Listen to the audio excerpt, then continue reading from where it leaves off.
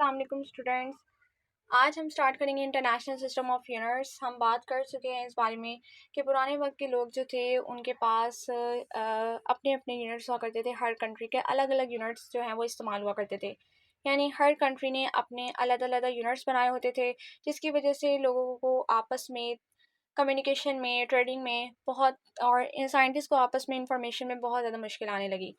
तो इस कन्फ्यूजन को दूर करने के लिए 1961 में एक इंटरनेशनल कमेटी बिठाई गई, जहां पर वेट और मेयर्स को रिकमेंड करके एक सिस्टम बनाया गया।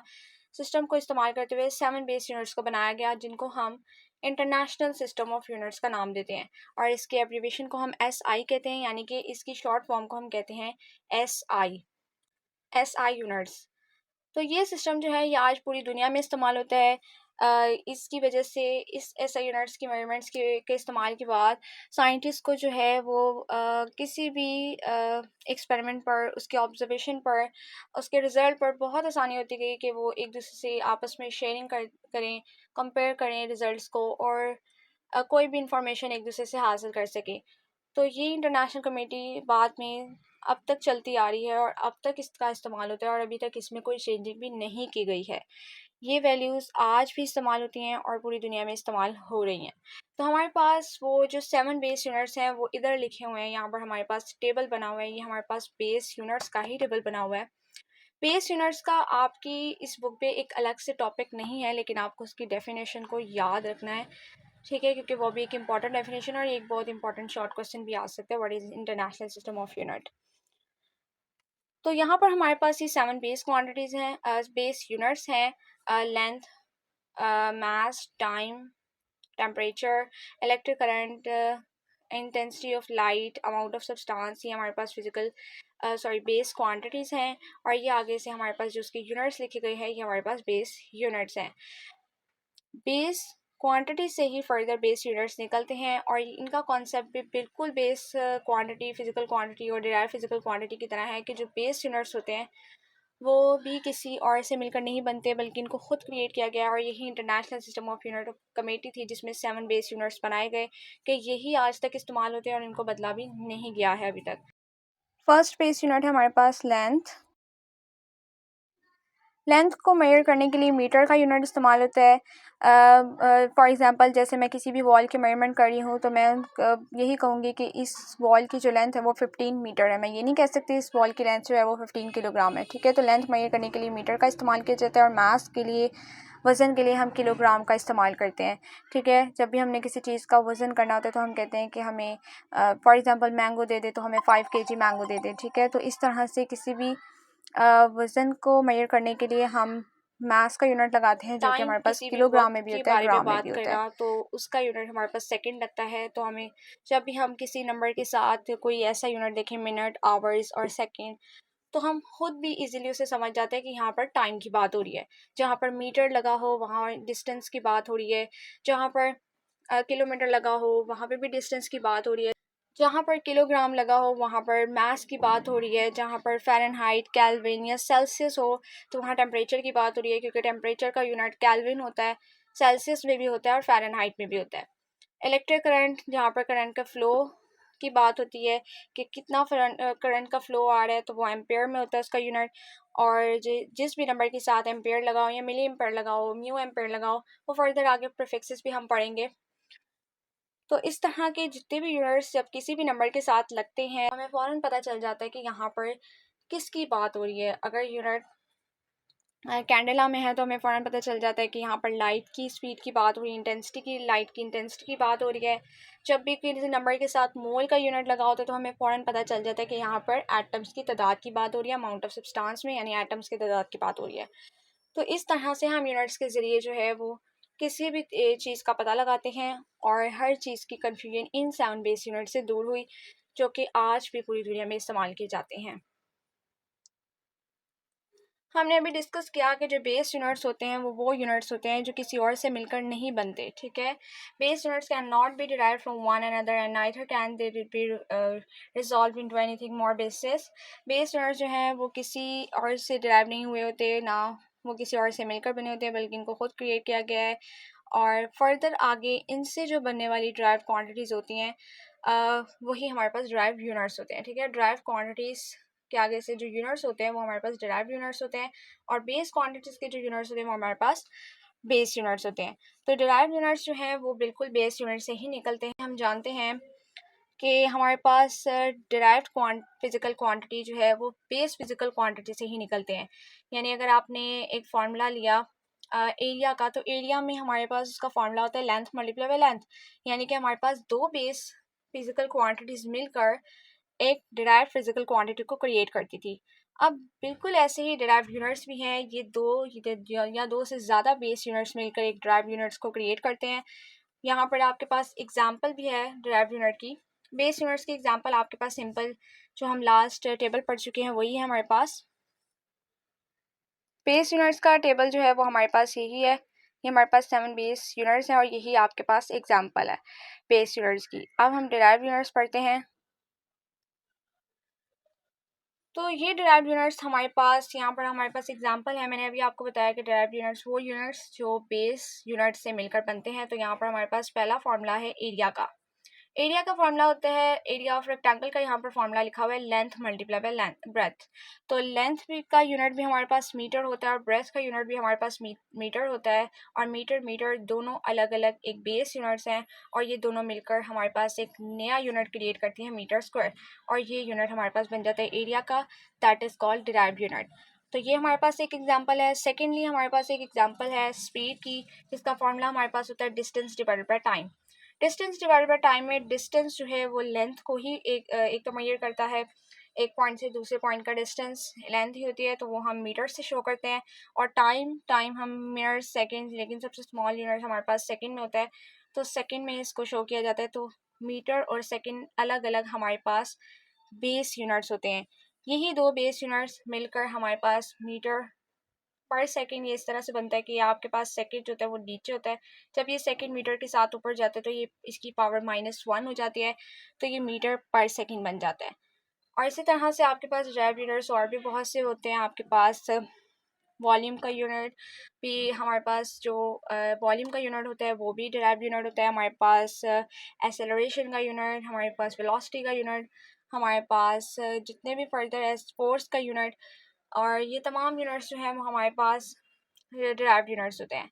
ये area, volume, speed, force, pressure, electric charge, plane angle, ये तमाम यूनिट्स हमारे पास बेस यूनिट्स होते हैं। और यहाँ पर आपने इनके यूनिट्स भी याद रखने हैं, ये एमसीक्यूज में भी आ सकते हैं, और ये बहुत इंपॉर्टेंट शॉर्ट क्वेश्चन भी है। बेस यूनिट और ड्राइव यूनिट में डिफरेंशिएट बिटवीन भी आ सकते हैं। आपने सिर्फ डिफाइन नहीं लिखनी, बल्कि फिजिक्स का रूल है कि अगर आपको कोई भी डिफाइन पूछी जाती है तो आपने उसके साथ, अगर फार्मूला है तो आपने फार्मूला भी मेंशन करना है, अगर एग्जांपल है तो आपने एग्जांपल भी मेंशन करनी है, अगर यूनिट है तो यूनिट भी मेंशन करने हैं। तो इस टॉपिक में तो हमारे पास बेस यूनिट और डिराइव्ड यूनिट्स दो उनके आगे फर्दर एग्जांपल्स दी हुई हैं। तो आपने डिफाइन के साथ एग्जांपल और कोई से भी एक एक आप एग्जांपल दे दे तो आपका एक शॉर्ट क्वेश्चन बहुत अच्छे से क्लियर हो जाएगा।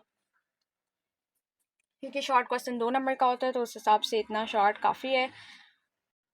अब इस बुक में हमारे पास डिराइव्ड यूनिट और बेस यूनिट की एक एग्जैक्ट डेफिनेशन नहीं लिखी, प्रॉपर तरीके से नहीं लिखी। एग्जांपल्स तो यहाँ पर दी हुई हैं, लेकिन हमारे पास बेस यूनिट और डिराइव्ड यूनिट्स की एक एग्जांपल प्रॉपर डेफिनेशन नहीं लिखी हुई।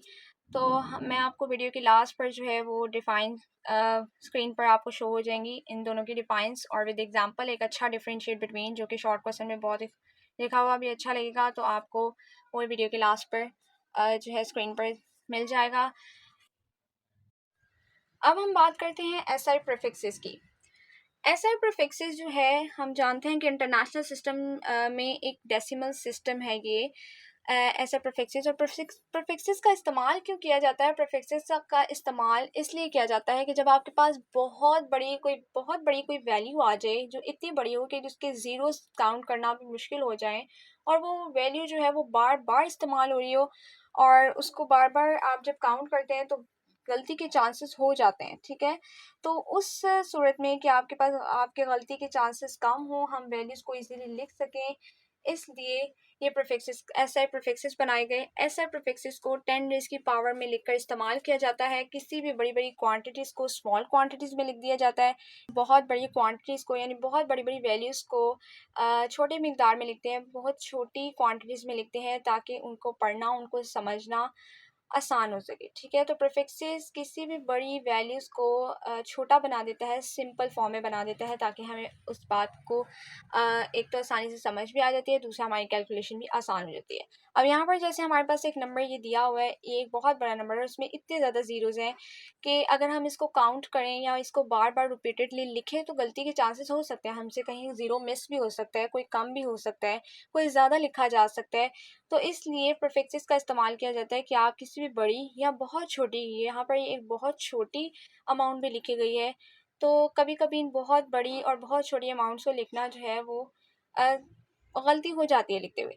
तो यहाँ पर प्रीफिक्सेस का इस्तेमाल सिंपल इसको लिखने के लिए किया गया, ताकि इन बड़े बड़े नंबर्स को शॉर्ट फॉर्म में लिखकर इनको आसानी से समझा जा सके।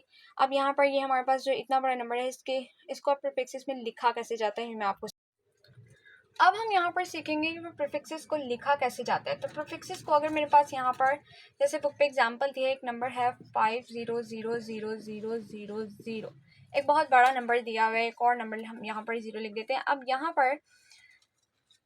यहाँ पर कोई पॉइंट डेसिमल पॉइंट नहीं लगा हुआ है, इट्स मीन कि यहाँ पर एंड पर लगा हुआ है। जब भी आपके नंबर बहुत बड़ा हो तो इट्स मीन कि वहाँ पर डेसिमल पॉइंट जो है वो लास्ट पर लगा होता है, अगर आपको पूरी वैल्यू में कहीं भी डेसिमल पॉइंट नज़र ना आ रहा हो।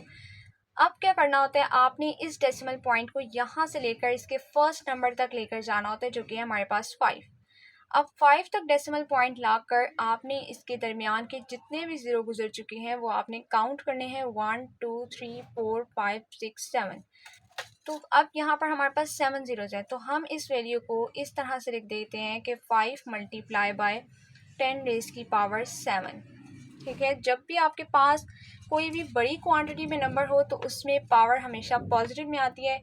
अगर आपका डेसिमल पॉइंट, सिंपल बात है कि अगर आपका डेसिमल पॉइंट राइट से लेफ़्ट की तरफ जा रहा हो तो आपका जो पावर है वो पॉजिटिव में आएगी, लेकिन वहीं पर अगर आपका डेसिमल पॉइंट लेफ़्ट से राइट की तरफ जा रहा है तो पावर माइनस आएगी, ठीक है। आपने ये दो बातें याद रखनी हैं। अगर आपका डेसिमल पॉइंट राइट से लेफ्ट की तरफ जा रहा है तो इट्स मीन के पावर पॉजिटिव आएगी। अगर आपका डेसिमल पॉइंट आपने लेफ्ट से राइट की तरफ लेकर जाना है तो इट्स मीन कि आपकी जो पावर है वो माइनस में आएगी। तो हमने एक लार्ज क्वांटिटी में जो है वो प्रीफिक्सेस को इसमें चेंज किया था, जो कि हमने 10 डेज की पावर में करना होता है। तो प्रीफिक्सेस जो है एक बड़े नंबर को एक 10 डेज की पावर में चेंज कर देता है, कि जिससे समझना भी आसान हो जाए और आपको कैलकुलेशन में आपकी मिस्टेक्स भी कम हो। और आज भी प्रीफिक्सेस का इस्तेमाल पूरी दुनिया में किया जाता है। अब मैं आपको बताती हूँ कि एक स्मॉल क्वांटिटी को कैसे प्रीफिक्सेस में चेंज किया जाता है। तो यहाँ पर हमारे पास एक स्मॉल क्वांटिटी है 0.00004, ठीक है। अब यहाँ पर डेसिमल, ये हमारे पास बहुत ही छोटी क्वांटिटी में एक नंबर है, बहुत स्मॉल क्वांटिटी में है। तो यहाँ पर डेसिमल पॉइंट जो है यहाँ पर लगा है, हमने इस डेसिमल पॉइंट को यहाँ से लास्ट नंबर के बाद पर लेकर जाना होता है, यहाँ से लेकर यहाँ तक, यानी इसमें डेसिमल पॉइंट लेफ्ट से राइट की तरफ जाता है। डेसिमल पॉइंट लेफ्ट से राइट की तरफ जाएगा, नंबर के लास्ट पर आएगा, तो यहाँ पर हमारे पास ये नंबर आ जाता है 4। ज़ीरो जो है आप उनको इग्नोर कर दें, ठीक है। ज़ीरो को आपने यहाँ पर नहीं लिखना कि 000, क्योंकि नंबर से पहले ज़ीरो जो है वो काउंट नहीं किए जाते, वो फिर जो है आप उनको ना भी लिखे तो कोई मसला नहीं होगा। अब यहाँ पर जो पॉइंट है ये हमारे पास लास्ट नंबर के बाद चला गया, इट्स मीन कि ये जो पॉइंट है यहाँ से ख़त्म हो गया। अब आपने यहाँ से यहाँ तक के दरमियान के जितने भी नंबर्स गुजर चुके हैं उनको काउंट करना है। 1 2 3 4 5, 5 है, आपने पावर में लिख देना है 10 रेज़ की पावर -5। अब ये पावर माइनस क्यों आई, ये इसलिए आई क्योंकि आपने अब लेफ़्ट से राइट की तरफ जाना है।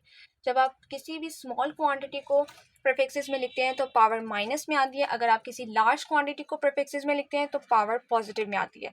तो आपने ये बात याद रखनी है कि लेफ़्ट से राइट जब पॉइंट जाए तो पावर माइनस होगी, क्योंकि लेफ़्ट से राइट में जब भी पॉइंट जाता है डेसिमल पॉइंट, तो हमारे पास वो एक स्मॉल क्वांटिटी में होता है।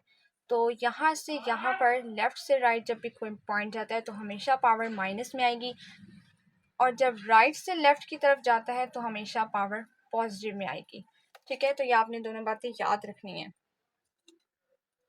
प्रीफिक्सेस में इस तरह से 10 रेज़ की पावर में एक लार्ज नंबर्स को छोटा करके लिख दिया जाता है, ताकि वो नंबर्स जो हैं वो आसानी से समझ भी आ जाएँ, आपको पता भी चल जाता है कि ये एक स्मॉल नंबर है। अगर पावर पॉजिटिव होती तो हमें पता चल जाता है ये एक लार्ज नंबर है। और यहाँ पर ज़ीरो की भी गलती के चांसेस कम हो जाते हैं, डिजिट्स कम हो ज़्यादा हो इसके चांसेस भी कम हो जाते हैं। तो इसलिए आज पूरी दुनिया में भी प्रीफिक्सेस का बहुत ज़्यादा इस्तेमाल किया जाता है। ये देखिए, आप देख सकते हैं यहाँ पर प्रीफिक्सेस के कुछ वर्ड्स और सिंबल जो हैं वो ऐसे यूनिट से पहले ऐड किए जाते हैं, सच एज मिली, सेंटी, किलो, मेगा, गीगा। अब ये मिली, सेंटी, किलो, मेगा, गीगा आखिर हैं क्या? ये हमारे पास प्रीफिक्सेस ही हैं, ठीक है। ये हमारे पास प्रीफिक्सेस के वो वर्ड्स और सिंबल हैं जिनको हम ऐसा यूनिट से पहले लगाते हैं, ठीक। तो असल में ये है हमारे पास प्रीफिक्सेस। हमारे पास ये पूरा टेबल प्रीफिक्सेस का बना हुआ है। Atto, femto, pico, nano, micro, milli, centi, deci, kilo, mega, giga, tera, peta और एक्सा। ये हमारे पास सारे प्रीफिक्सेस हैं जिनके यहाँ पर सिंबल दिए हुए हैं और यहाँ पर उनको जो उनकी टेंडेंस की पावर्स हैं उनसे शो किया गया हुआ है। अब यहाँ पर सेंटी जो है सॉरी डेकी जो है वो हमारे पास टेंडेंस की पावर -1 से स्टार्ट हो रहा है। इसके नीचे जितने भी प्रीफिक्सेस हैं वो पॉजिटिव में हैं यानी लार्ज हैं, और इससे ऊपर वाले जो है वो माइनस में हैं, माइनस पावर में है। तो यहाँ पर ये सारे बहुत स्मॉल प्रीफिक्सेस हैं। तो इन सब को जो है वो हम इन सिंबल से शो करते हैं कि अगर आपके पास आप साइड पे एग्जांपल में कि अगर हमारे पास यहाँ पर हमारे पास लिखा है 2 मिली सेकेंड। अब ये 2 मिली सेकेंड में ये एस जो है कि सेकेंड यानी कि हमारे पास टाइम एक बेस यूनिट है, ऐसा यूनिट है। ऐसा यूनिट से पहले ये जो एम लगा है ये एक प्रीफिक्सेस है, ठीक है। तो ऐसा यूनिट से पहले लगना है एक प्रीफिक्सेस। तो यहाँ पर ये जो मिली है ये हमें शो कर रहा है कि ये 10 रेज़ की पावर -3 है, ठीक है। 10 रेज़ की पावर -3 इट्स मीन कि यहाँ पर आप सिंबल भी इसका लिख सकते हो 2 मल्टीप्लाई 10 रेज़ की पावर -3 की बजाय आप 2 मिली एस भी लिख सकते हो, ठीक है। इसी तरह से हमारे पास अगर ये 3 kg है तो के मीन्स किलो, और किलो की हमारे पास यहाँ पर वैल्यू है 10 रेज़ की पावर 3। तो 10 रेज़ की पावर अगर आप इसको साइंटिफिक प्रीफिक्सेस में पावर में चेंज करें, इसको 10 रेज़ की पावर में चेंज करें तो ये आपको 3 मल्टीप्लाई बाय 10 रेज़ की पावर 3 ही मिलेगा। तो उस ठीक है, ये मैं अभी आपको रिटन फॉर्म में भी समझाऊंगी एग्जांपल्स, ताकि आपको और अच्छे से समझ आ जाए। यहाँ पर आपके पास एग्जांपल भी दी हुई है कि अगर आपने किसी भी थिन वायर की यानी पतली सी वायर की थिकनेस मेजर करनी है तो उसको हम मिलीमीटर में मेजर करते हैं, क्योंकि वायर की जो थिकनेस होती है वो ऑब्वियसली वो बहुत स्मॉल क्वांटिटी में होती है। तो इट्स मीन उसको मिलीलीटर में यानी स्मॉल प्रीफिक्सेस में ही शो किया जाएगा। और अगर आप किसी लॉन्ग डिस्टेंस की बात करते हैं यानी बड़े डिस्टेंस की, तो उसको हम किलोमीटर में ही शो करते हैं, जो कि 10 की पावर 3 में आ जाता है, ठीक है। तो मिलीमीटर हमारे पास 10 की पावर -3 में आ जाता है। 1/1000 जब आप इसको ऊपर लेकर जाते हैं, ये मैं आपको बताती हूँ। जब आपके पास 1000 है तो 1000 को आप हमारे पास पॉइंट एन या पॉइंट एन पे 1/1000 है, तो यहाँ पर पॉइंट एन पे है, पॉइंट एन से हम यहाँ पर लेकर आए यहाँ पर, ठीक है। तो हमारे पास ये बन गया 10 की पावर ये हमारे पास बन गया 10 की पावर 3। तो 10 की पावर 3 और ऊपर 1 ये वाला। अब ये 10 की पावर 3 जब हम ऊपर लेके जाएंगे तो यहाँ पर हमारे पास 10 की पावर -3 हो जाएगा ये, ठीक है। तो आपने यहाँ पर कंफ्यूज नहीं होना कि ये क्या हो गया। तो ये हमारे पास 1/1000 जो है वो 10 की पावर 3 यानी मिली के इक्वल होता है। मिलीमीटर में इसको इस तरह से शो किया जाता है। और अगर हम बात करें यहाँ पर किलोमीटर की, तो किलोमीटर में भी हमारे पास यहाँ पर 1000 होता है किलोमीटर में, ठीक है। तो 1000 ये 1 2 3 होते हैं हमारे पास, यहाँ पर 0 तो 10 की पावर 3 लिख दिया जाता है, ठीक है। तो 10 की पावर 3 को इससे शो कर दिया जाता है, जो कि हमारे पास किलोमीटर में होता है। तो 1000 मीटर्स को आप किलोमीटर में भी लिख सकते हो, क्योंकि 1000 10 की पावर 3 को शो करते हैं और 10 की पावर 3 हमारे पास किलो होती है। तो प्रीफिक्सेस जो है वो मल्टीपल्स और सब मल्टीपल मैसेज को मेजरमेंट के लिए भी इस्तेमाल किए जाते हैं। यानी अगर आप किसी भी बड़ी मेजरमेंट कर रहे हो, उससे भी बड़ी मेजरमेंट की लेंथ मेजर कर रहे हो या मास मेजर कर रहे हो, ठीक है, तो ये उसके लिए भी बहुत ज़्यादा बेनिफिशियल होता है, क्योंकि आपके पास बहुत बड़ी बड़ी अमाउंट्स होती है जिनको आप इजीली नहीं लिख सकते। तो इसलिए प्रीफिक्सेस का इस्तेमाल किया जाता है ताकि आप किसी भी बड़ी क्वांटिटी या बहुत बहुत बड़ी क्वांटिटी या बहुत स्मॉल क्वांटिटीज़ को प्रीफिक्सेस के साथ आसानी से लिख सकें। अब हमारे पास जो ये नेक्स्ट टॉपिक है वो है हमारे पास एग्जाम्पल। तो मैं ये आपको एक एक करके एग्जाम्पल समझा देती हूँ कि ये किस तरह से हुई हैं। तो चलें अब हम इनको भी करते हैं। तो सबसे पहले हमारे पास जो पहली एग्जाम्पल है वो है हमारे पास 5000, ठीक है। 5000 मिलीमीटर। अब 5000 मिलीमीटर इट्स मीन के मिली है, मिली का प्रीफिक्स हमारे पास होता है 10⁻³ ठीक है। तो यहाँ पर हम लिख देंगे कि 5000 10⁻³ हमारे पास जो है इक्वल होता है 1/10⁻1/1000 के, ठीक है। 10⁻³ हमारे पास इक्वल होता है 1/1000 के, तो हम इसको 1/1000 यहाँ पर मेंशन कर देंगे, ठीक है, 1/1000। और ये जो हमारे पास मीटर है वो हम इसका 7 लगा देंगे, ठीक है। तो ये हमारे पास पहला स्टेप बुक पे हुआ हुआ है कि 5000 के नीचे जो हमारे पास बुक पे 1000 लिखा हुआ है वो कहाँ से आया, वो इस मिली की वैल्यू से आया, ठीक है, क्योंकि मिली हमारे पास 10⁻³ के इक्वल होता है और 10⁻³ हमारे पास 1/1000 के इक्वल होता है। तो 5000/1000 ये हमारे पास इस तरह से आ गया, 5000 डिवाइडेड बाई 1000। ये 3 जीरो हमारे पास 3 जीरो से कैंसिल हो जाते हैं और हमारे पास आंसर क्या बच जाता है 5, और ये यूनिट 7 जो बचा है वो है 5 मीटर। तो यहाँ पर हमारे पास ये पहली एग्जाम्पल का आंसर इस तरह से आ जाता है। अब हम जो है वो नेक्स्ट एग्जाम्पल करते हैं, हमारे पास पहली थी, अब हम नेक्स्ट करते हैं सेकेंड वाली। नेक्स्ट एग्जाम्पल हमारे पास है 50,000 सेंटीमीटर। अब 50,000 सेंटीमीटर यहाँ पर सेंटी है, ठीक है। तो सेंटी इट्स मीन के सेंटी की जो वैल्यू होती है वो होती है हमारे पास 10⁻², ठीक है। 10⁻² होते हैं और 10⁻² किसके इक्वल होता है 1/100 के। तो यहाँ पर सिंपल हम 5000 के 50,000 के साथ मल्टीप्लाई कर देंगे सेंटी की वैल्यू को, जो कि हमारे पास 1/100 और ये 7 लगने वाला मीटर, ठीक है, वो हम 7 ही लगा देंगे। अब ये इसको हम 100 को 50,000 के नीचे लिख देते हैं 100, और 2 0 से कैंसिल हो जाएंगे और हमारे पास आंसर आ जाएगा 500 और ये मीटर। सिंपल सा आंसर है, ठीक है। तो ये इस तरह से आया। अब ये थर्ड पार्ट जो है ये बहुत ज़्यादा आसान है। ये बिल्कुल वैसे है जैसे हम बचपन से पढ़ते आ रहे हैं कि ग्राम को किलोग्राम में चेंज करो तो 1000 से डिवाइड कर देते हैं। तो बिल्कुल ऐसे है, यहाँ पर मेरे पास 3000 ग्राम में है तो मैं इसको किलोग्राम में चेंज करना चाहती हूँ। तो किलोग्राम में चेंज करने के लिए मैं इसको 1000 से डिवाइड कर दूँगी। तो 3000 डिवाइडेड बाई 1000, अब ग्राम की जगह आ जाएगा किलोग्राम। ये 3 जीरो ऊपर वाले 3 जीरो से कैंसिल हो जाएंगे और हमारे पास सिंपल आंसर बचेगा 3 kg, क्योंकि नीचे वाला 1 तो कंसिडर ही नहीं किया जाता। 3/1 हमारे पास 3 के इक्वल होता है, तो यहाँ पर हमारे पास 3 kg का आंसर आ जाएगा। नेक्स्ट हम देखते हैं फोर्थ पार्ट।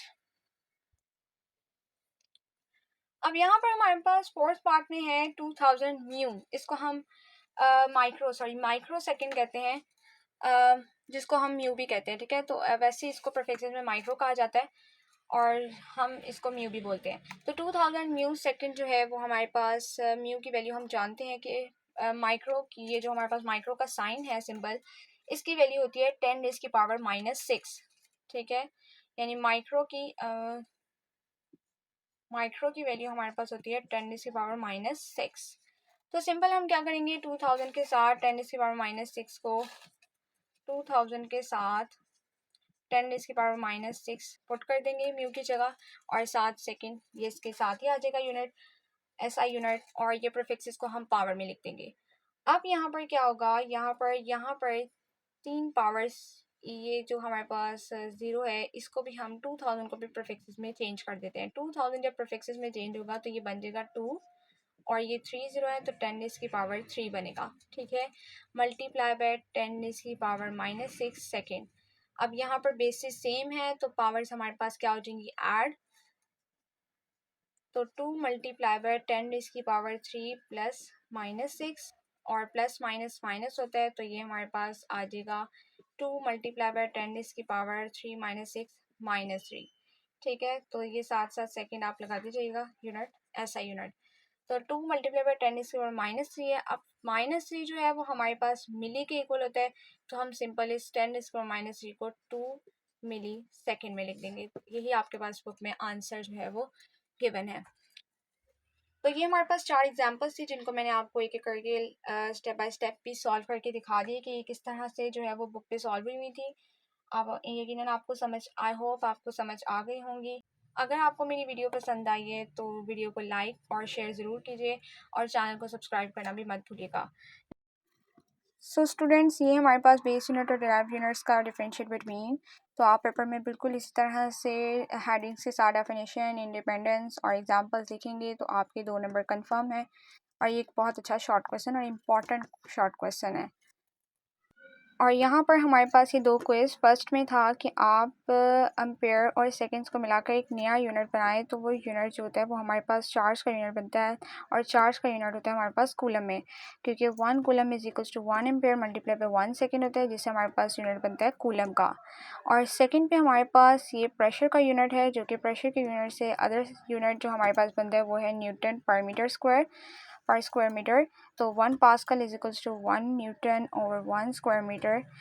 तो यहाँ से ये फार्मूला जनरेट होता है पास्कल का, जो कि आपने एमसीक्यूज़ के लिए जस्ट याद रखना है। इसको आपको शॉर्ट क्वेश्चंस के लिए याद रखने की ज़रूरत नहीं, ये क्विज़ है, सो सिर्फ एमसीक्यूज़ के लिए याद रखना है।